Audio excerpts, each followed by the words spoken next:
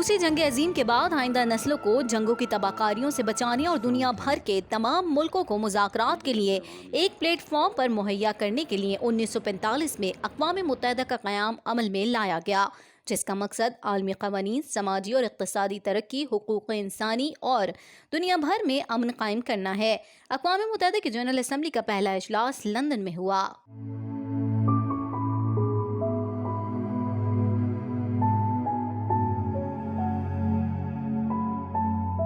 1948 میں شروع ہونے والے UN کے مشن میں آج دنیا بھر میں 1 ملین سے زیادہ مرد اور خواتین اپنی خدمات انجام دے رہے ہیں اور اپنی جان خطرے میں ڈال کر لوگوں کو تشدد اور ظلم سے بچاتے ہیں۔ یونائٹڈ نیشنز کی ڈفرینٹ ایجنسیز مختلف ملکوں میں ریاستوں کے ساتھ مل کر انسانی اپلفٹ کی، ہیومن امپاورمنٹ کی کوششیں کر رہی ہے، جو بہت قابل قدر ہیں۔ اس وقت دنیا بھر کے 192 کے قریب آزاد ممالک اور ریاستیں اقوام متحدہ کی رکن ہیں، جبکہ اقوام متحدہ میں 6 عالمی زبانوں عربی، انگلش، چائنیز، فرانسیسی، روسی اور ہسپانوی میں کارروائی ہوتی ہے۔